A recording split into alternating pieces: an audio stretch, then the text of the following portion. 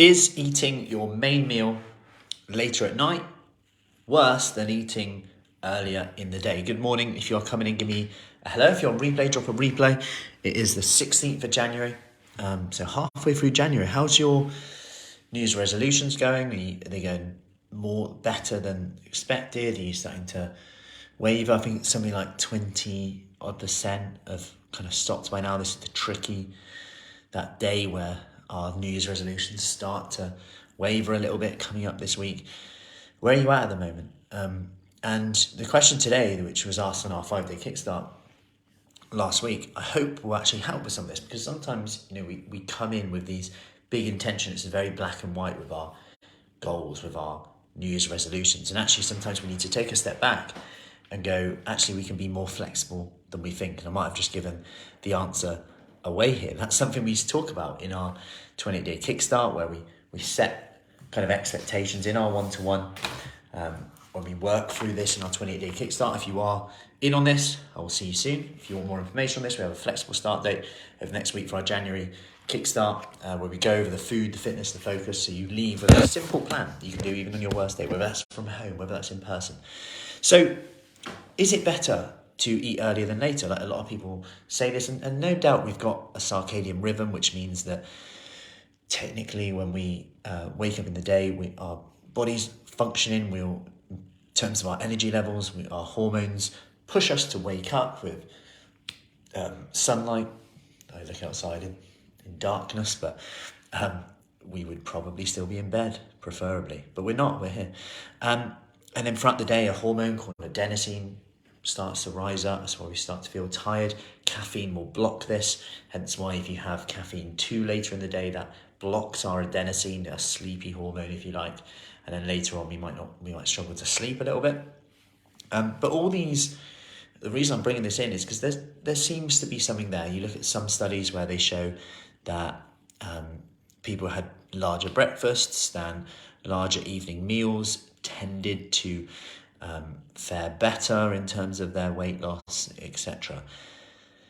However, remember, a lot of these studies, it's always like trends. It's always in general. It's always on average. There are always many outliers.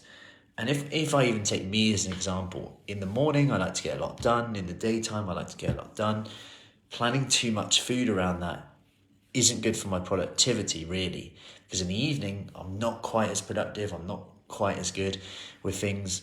And in the morning, daytime, I am.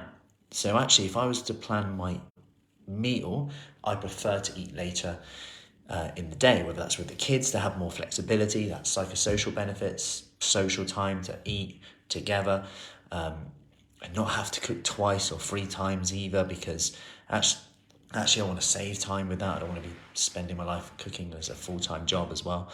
So when you look at some of the practical aspects, it then goes into, okay, well, it really depends, because for me, there's so much more to it than just what does the research tend to show here. Because really it comes down to, does eating earlier or later in the day make you eat more or less? And I bring this up because, that tricky time in the afternoon, 3:23 p.m, where we're like, it's a bit too early for evening meal, but I'm still quite hungry. Do I snack now or have a banana or some nuts and this and that? Then we've snacked quite a bit, and then all of a sudden the evening meal comes around. We're not that hungry, and then we have a meal as well. And sometimes eating earlier might stop that. But similarly, if you eat too early, does it mean that you snack later? And these are questions that we need to ask. Then you can go into how much you're eating, etc. So it really depends. It really does come down to that. Like, does it make you eat more or less? Does it mean you're cooking twice? Does it mean that you don't get to eat with family? And if you're eating later and you kind of feel like, I don't want to eat, like I kind of struggle, then I snack earlier. Could you plan a little meal, whether it's yogurt, berries, or a wrap or something for a bit later? Could you delay your breakfast a little bit to help with that? To have a little bit of a later breakfast and have a little bit of a later lunch to help with that?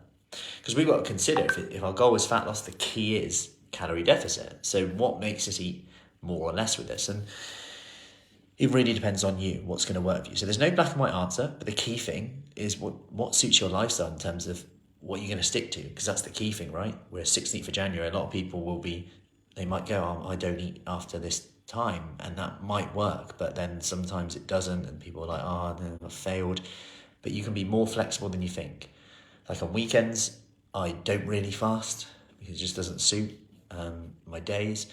I might be doing stuff with kids, have breakfast with kids, etc.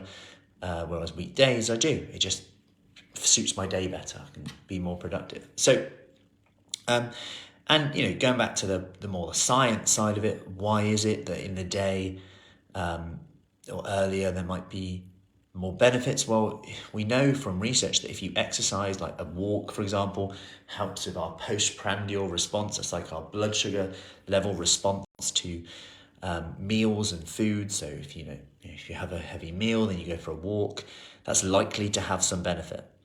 So what we might want to consider there is if that has some benefit, maybe that's why during the day we see that. And this is a variable that you probably got to consider. Like, obviously if you have a bigger meal early in the day, you're likely to move around later. But we know from exercise that even if you exercise no matter what time, that can have an impact later on how you handle food. So you exercise in the morning, that could impact your insulin sensitivity, how you handle sugar, how your blood sugar spikes maybe rise not so much because of the exercise you did earlier. So again, it depends on you, and there's no black and white answer, and that's the beauty of nutrition. We've got to do what suits our lifestyles. So I hope that helps. Okay, that gives you a rundown. Any questions, let me know. If you're in on the 20-day Kickstart, if you want more information, just comment below with Kickstart and I'll get you the details, and I'll see you soon.